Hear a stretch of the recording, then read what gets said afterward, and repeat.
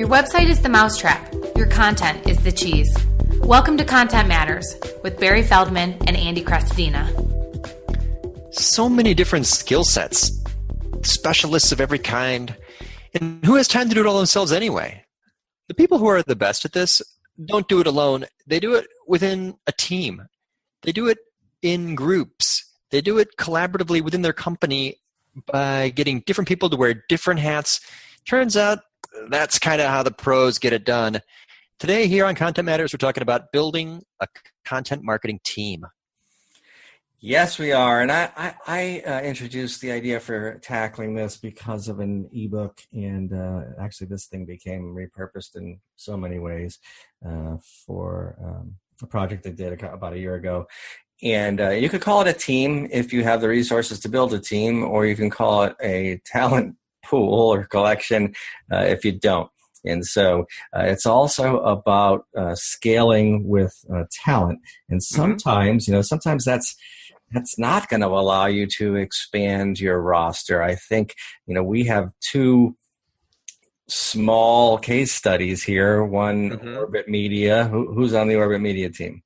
Me and Amanda Cant, my right hand. Yeah. I mean, there have been internal contributors to the blog, right? Mm-hmm. Sure. Yep.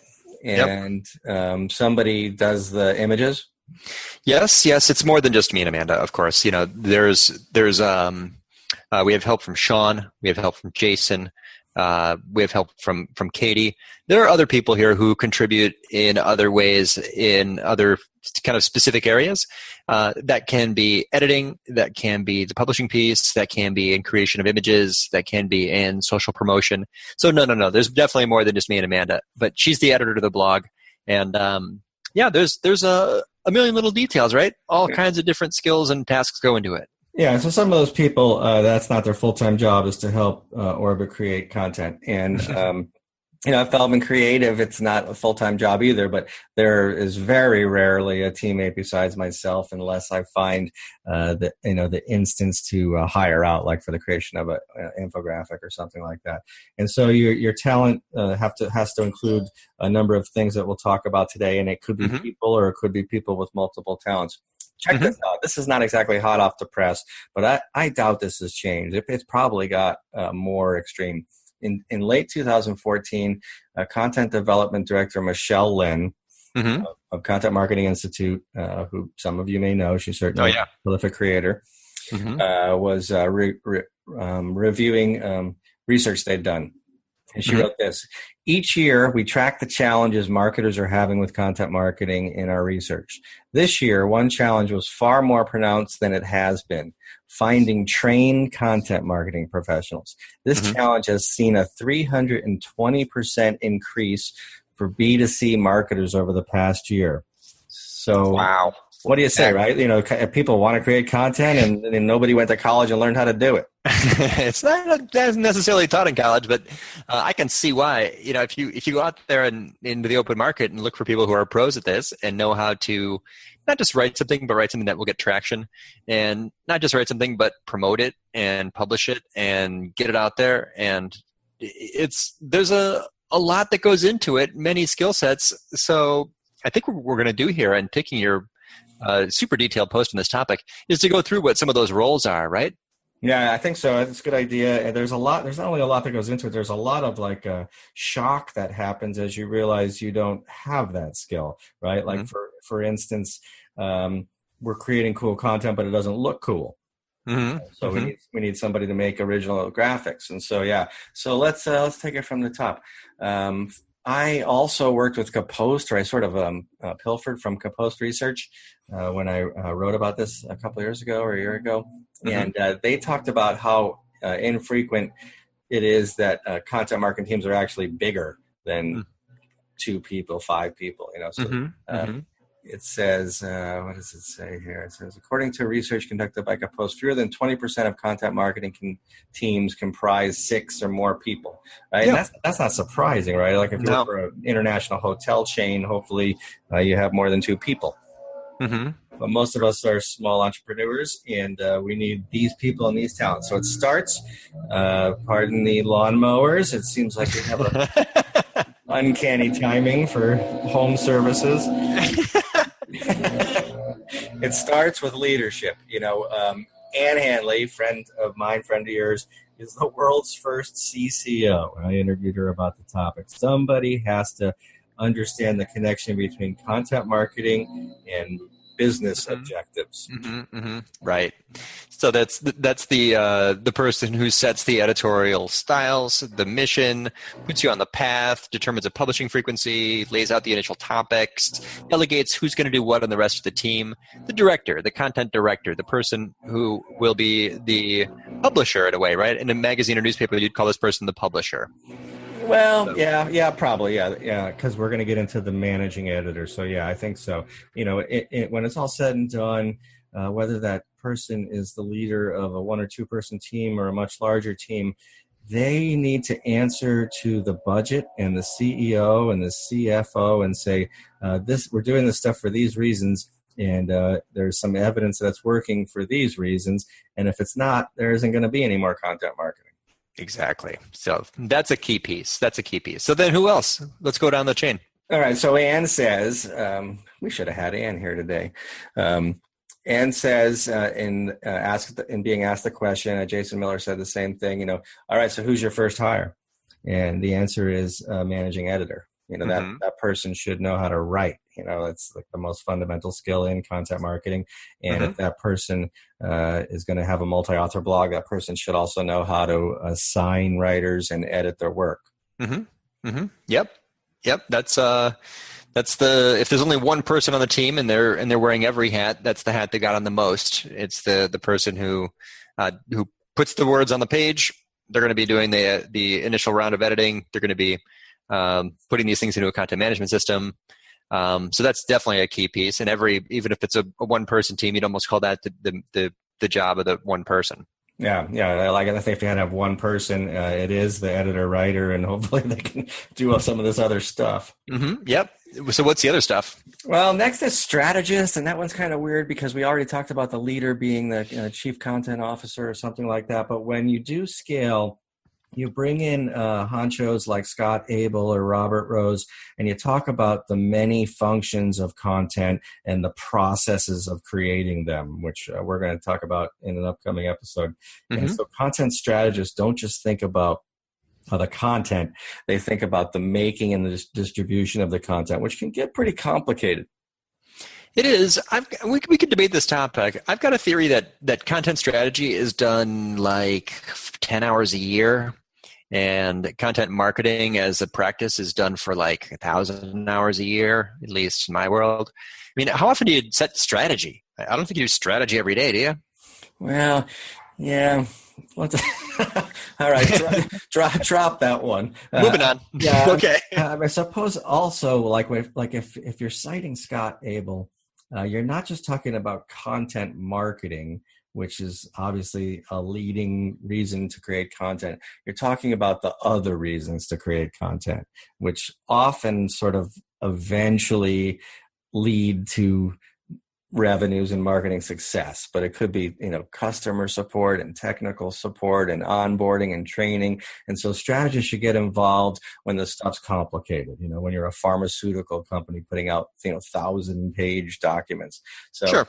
Yeah, let's move on and call it, the strategist is for the companies that need strategists. You don't want to overpay this person who only works 10 hours a year. Right. You don't need a full-time strategist if you're a 3-person team. Yeah. You do need a community manager, and that's probably going to be you if you have a small team. That means your job is to socialize the stuff, amplify the stuff, promote it via social media. And that's fun, but that's a time suck, and that's not getting any easier. So you want somebody who likes it and knows what they're doing. Yeah, we'll add that person is listening to the audience. That person is paying attention to the top of the funnel metrics, maybe the social metrics and engagement and likes and comments and shares. They're talking to and promoting and creating conversation around the topics that are being published. It's the community manager. It's the front line for social. Next up, visual/design. You got to make stuff look good. I'm not just talking about, via your CMS. I'm talking about the elements that are screenshots and charts and header images and so forth. And so Obviously, your blog and any content hub gets a lot more interesting and a lot more attractive when it's easy on the eyes and it's branded and it's memorable. And so you have to hire someone to do that, have access to someone to do that. Certainly a freelancer is an option. It might slow you down a little bit, or you have to learn how to do it. And you're a great example. You are brilliant at this and you use lots of tools for it. So for the micro team, what are the options for DIY design? Well, once upon a time, I guess I would have absolutely sucked at it because I'm no fan of Adobe software, right? Pardon me, Adobe, our future sponsor. But, that stuff's a little hard to learn, And very optimistic of you to call waiting for that one. Yeah, I mean, it's not a slam on their software, but their software is not for chumps. And so now it's chumps, I guess, or somebody that's at least interested can edit photos and move type around and play all kinds of games. Probably not Illustrate, but certainly like if you look at my blog, you'll see me playing endlessly with Canva, and every once in a while an additional tool. And you don't have to be awesome. I think you have to be distinct. You have to be professional.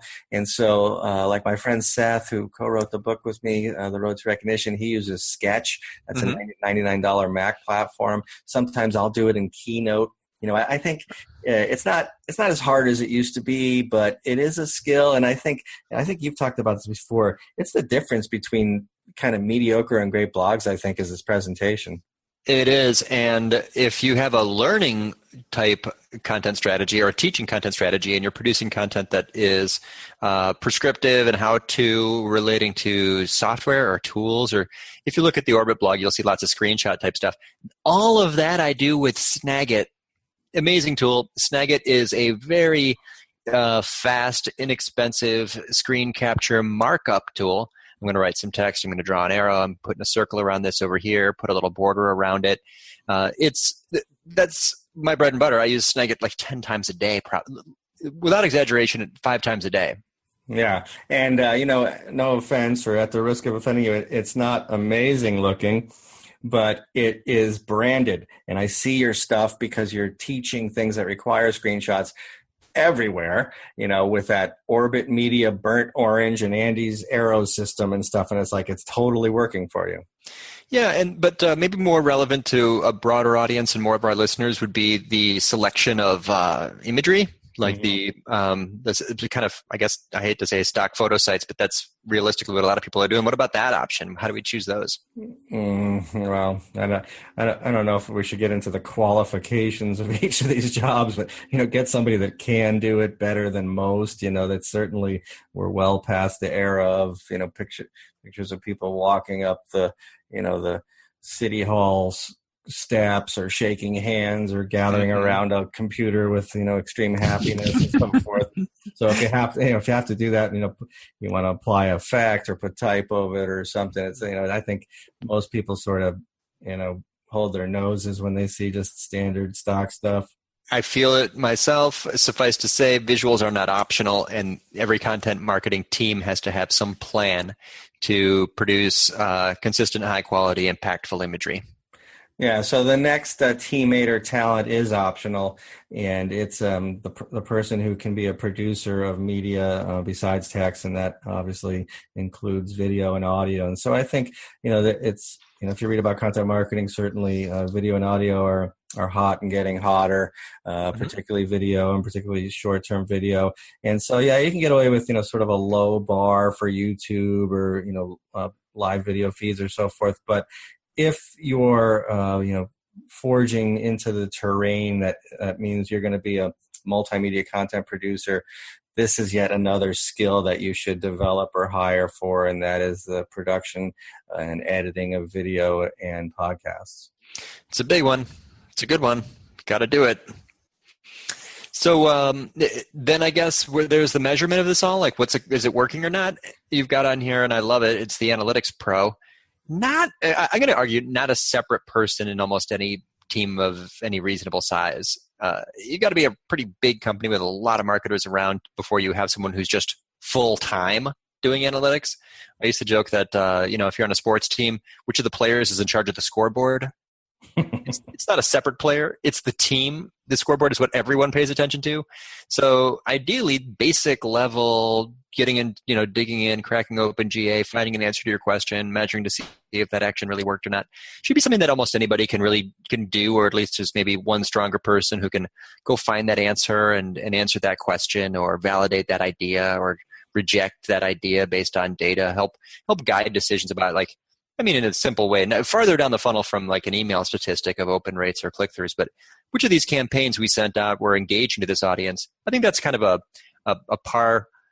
basic level content marketing skill now, where basic level questions can be answered in analytics, and probably only a very large team would have a specific person who's a specialist in this area. Yeah, my thumb is up. I agree. I think, probably at General Electric, or the White House or Marriott, somebody's crunching numbers in the interest of optimizing their content for, future kind of sort of a predictive analytics type of idea. But yeah, I think in most cases, it's a skill that has to be learned by the people that are, close to the content, so you don't repeat your mistakes and you get perpetually better. Mm-hmm. Yeah, for sure. Anyone else on our dream team? Well, the last thing I mentioned is the text platforms expert, and I suppose also for the big team where somebody's job is, to run, select, and learn technical platforms. But it takes, technical platforms. It takes CMS. In 40% of the cases, that's going to be WordPress. And it takes integration with CRMs if you're doing attribution, whatever you call it, attribution. Well, yeah, and the people who need higher level skills day to day for technology are, ironically, the people who are using marketing automation, because marketing automation setup and management is a little bit more technical than most of the other things. You got a fancy machine, someone's got to be good at running this machine.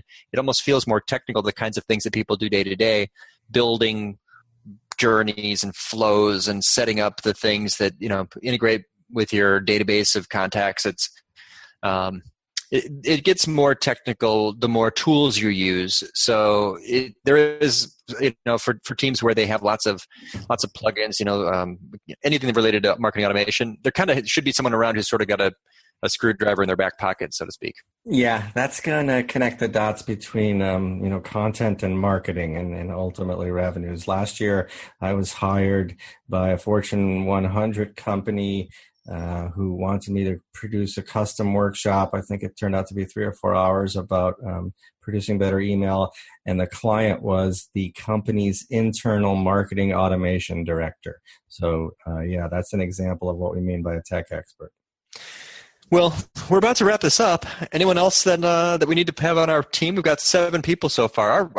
Our payroll expenses are going up. Yeah. If you have those 7 people, you should be killing it. And if you listen to this webinar and you can't, you should be thinking about what are some of those weak spots. Right. Makes sense. Especially if we're those names we dropped. We got to hire Ann and Robert and Scott. These are not inexpensive resources. It costs us a lot to get these people on board, but hey, whatever it takes, right? I like that. I like that team. Yeah. So, I've got a final thought here, unless you might jump in once more, but I've got a post. We'll share a link in the show notes for wherever you found this podcast. On feldmancreative.com or on orbitmedia.com. It's a sample meeting agenda for marketing meetings. And if you go through it, you'll see that I've injected into this sample meeting agenda, uniting these various skill sets and disciplines and personalities and talents. It makes them all plan a little bit using data. So we mentioned analytics. In my sample meeting agenda, I've put in the places there where you would hold each other accountable and parking lot for new ideas, but definitely a place and a time for you to go check the data to see if what you were doing worked and if what you might do next would be effective. Cool. All right, we'll cite that, and I'll cite my post about building a content marketing team, right? It's called Content Marketing Talent, or something like that. Mm-hmm. Very good. Time to move on, I guess, right?